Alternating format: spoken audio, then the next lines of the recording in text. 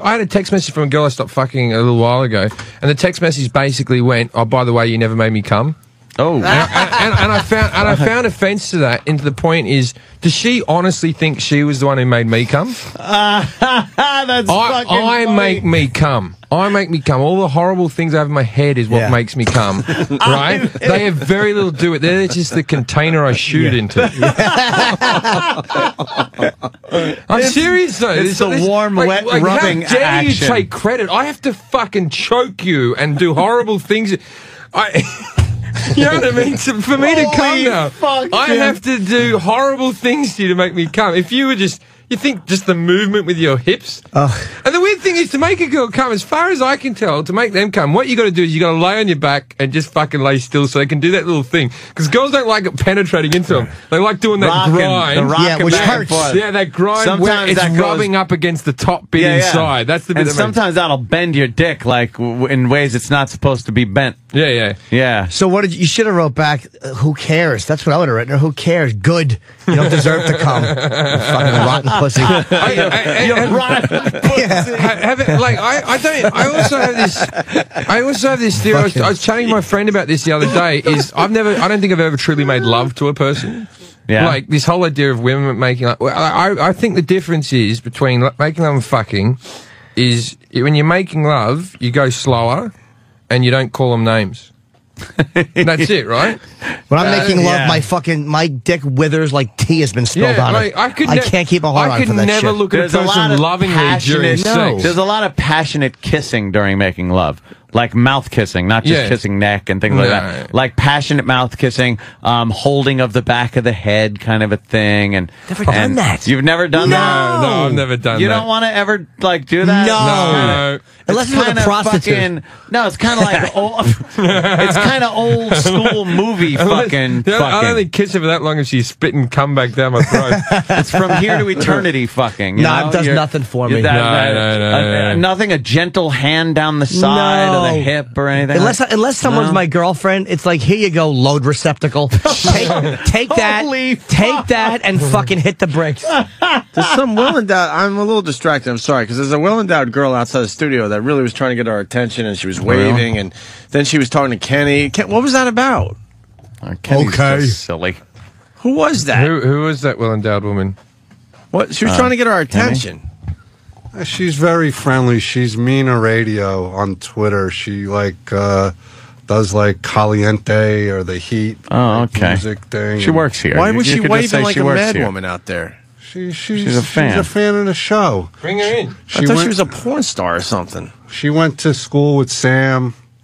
Oh, all right. I'm sorry. I fucking wrecked it. Can we get her in? I thought it was going to be something because how she was acting out there. I didn't get to see her. I want to see her.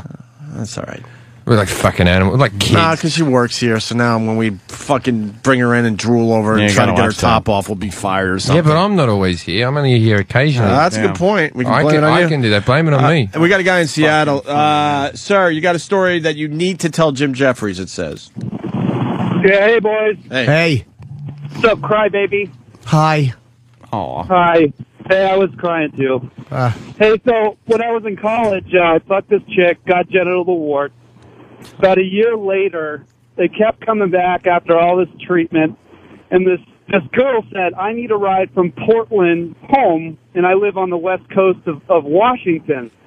So I have this big fucking wart on my cock, and I don't want this chick sucking my dick knowing that I got a wart on my cock. So I was in the shower, took a pair of scissors, and chopped that fucker off. Why would you do that? Now you have a nice big open wound. Yeah, no one wants to suck a cock covered in blood. It bled for about 15 minutes. I put a Band-Aid on it. A Band-Aid on it? Yeah, that's discreet. A Band-Aid's discreet. It looks like the fucking drummer in the Revolutionary War poster. It wasn't bad. It healed up. The scab fell off really quick. I got blown 3 times when I brought her home. It's great. Wait. You're an inspirational man. I love Jimmy's line, but I need to know, was there actually a Revolutionary War poster, though? Yeah. I know the image that you went for, but was there an actual poster that they... There was actually. During the actual war, they just kind of handed out the poster? No, it was after. Yeah, it was 1776. Max. Got a little drum. I've got a genital wart story, which is just a little bit like... A little different? So, yeah, that's the only VD I've ever had is the occasional genital wart, which a lot of people get, and they just freeze them off, right? Now, I had one... And then I think I was in Australia at the time, right? And I get this thing frozen off. And it takes like sort of 8 days for the scab to fall off and for everything to fall off. So you got this so you're out of service for 8 days when you get it frozen, right? So I met this girl and she's like, "Oh, I heard that you just fuck everybody here like this, right?" And I'm there going.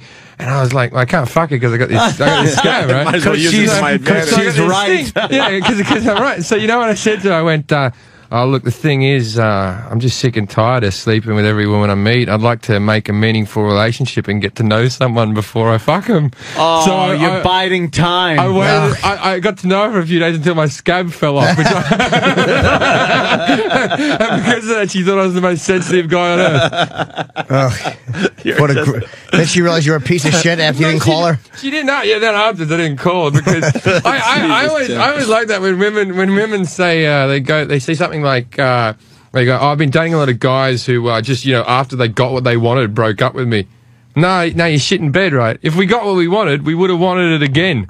You know what I mean? Maybe got what we wanted. Yeah, if we didn't get what we wanted, that's why they're not calling you, because we didn't get what we wanted. You were fucking rubbish. Take some responsibility in your life. Holy shit, man! Fucking bravo. Oh. Bravo. Boy, you have quite a take on things. Thank you. That's a good take, though. Yeah, I think it's a very unique take. I'm very surprised, though, that like in none of your life, and this includes Mr. Norton, in none of your the time in your sexual history, you've never done that where you were like romantic with your fucking passionate. I have, but only when romance was the inappropriate way. Like if again, I was joking when I said with a hooker, but I wasn't, because if romance is inappropriate, like if you're not supposed to be loving, then it turns me on. If a girl is a skanky or dirty, then it turns me on to be loving. If a girl is very loving and doting, and I want to be nasty. It's usually the opposite. Wow. Because you can getting sex is easy. You can get whatever the fuck you want. It's a matter of finding what turns you on is difficult. Mm-hmm. You know? But you can't turn that off. I get bored very quickly. Wow. Very quickly I get bored. I've started off making love to a woman, but it doesn't end that way.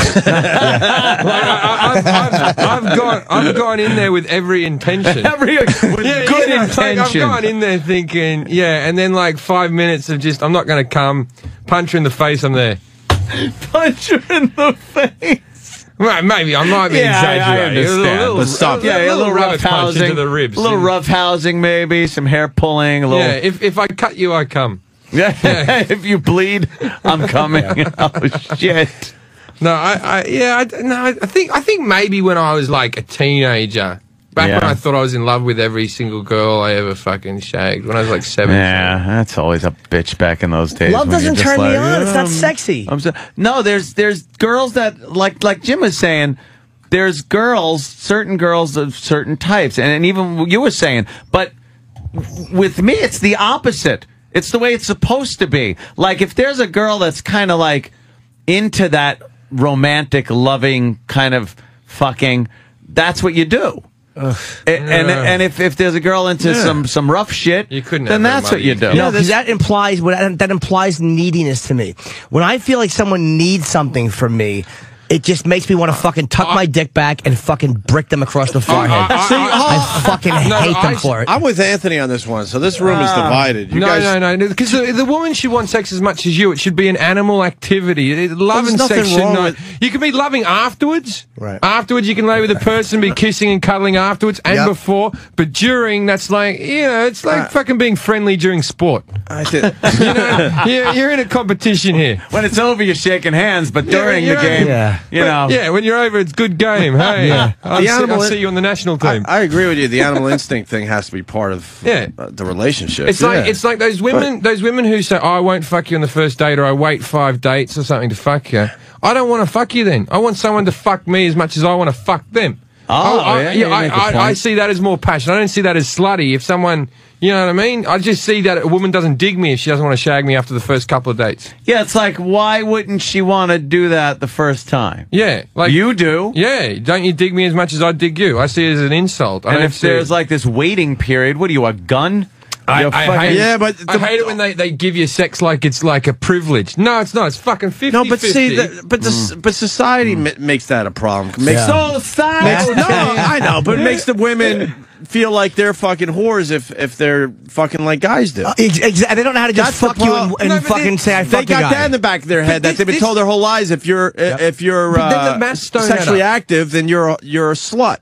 But guys, you know, even your dad's like, all right, son, way to go.